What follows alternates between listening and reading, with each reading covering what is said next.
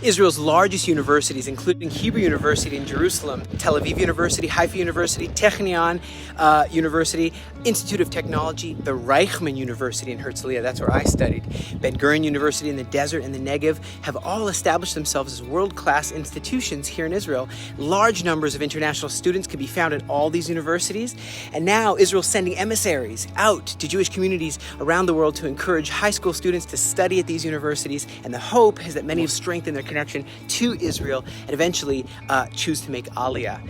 The Israel Student Authority and the Ministry of Aliyah and Integration have teamed up to increase the levels of assistance offered to these students. For example, students get grants, scholarships, promising students, those who are excelling in academic absorption programs, including, of course, Hebrew, and advising on their journey. Many such efforts are just helping them, but there is more effort to even find more qualified teachers, researchers, specialists, and so on. Also, a new Jerusalem College of Technology campus just opened up for 3,000 religious female students. It's like a 3.5-acre Tel campus, has a center for engineering, life and health sciences, business and management studies, and other facilities. In other news, national water company Mekorot announced that they have a new desalination plant, turning seawater into usable fresh water. It'll grow our capacity from 600 to 800 million cubic meters a year. And last but not least, the light rail system. Hey, I heard in Tel Aviv that it is nearing completion, although a date for its inaugural run has not been publicly released. The physical construction work for one of the primary lines of the Tel Aviv light rail has been completed. Crews have been trained on what remains is only like safety checks, issuing permits, and officials have reported this final step is progressing, and soon the train will be able to be running by the end of the summer.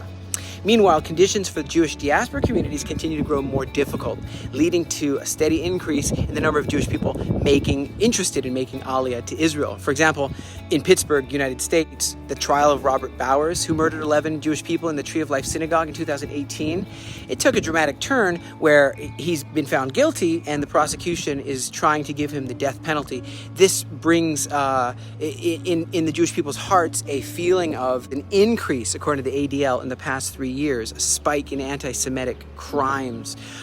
Even in the UK, where there's about 280,000 Jewish people, concerns are rising about a new governmental proposal to register homeschool children. Take away this advantage for homeschool children to be studied at home, and if they're Jewish Orthodox children, Jewish Orthodox families, they feel like the parents feel they won't be able to give them in those schools. Even if it's a private school, they won't be able to have the same way of life, traditional way of life and teaching that they offer. And so there's some concerns even in the Christian community, even in the Muslim community, about taking away potentially this homeschooling system. Also, the war in Ukraine passed the 500-day mark this week, with Russia launching drones on Kiev, a capital city of Ukraine, and Odessa early Tuesday morning. Even as a meeting of the senior NATO North American Treaty Organization officials was held in Vilnius, Lithuania, to discuss further assistance to Ukraine. Earlier this week, an independent think tank in Russia published a report estimating that between 40 and 55,000 Russian soldiers have been killed in the war, with many more wounded. Estimates of dead and wounded in Ukraine also number in the tens of thousands in dozens of cities throughout Ukraine, and homes have been destroyed, factories have been destroyed, and 100,000, about 2/3 of the 100,000 new immigrants who have arrived in the country since February 2022 have been Jewish from Russia, Ukraine, and Belarus who fled because of this devastating conflict. So what does all this mean? In summary, simple truth is that Israel is a good place. It's getting better.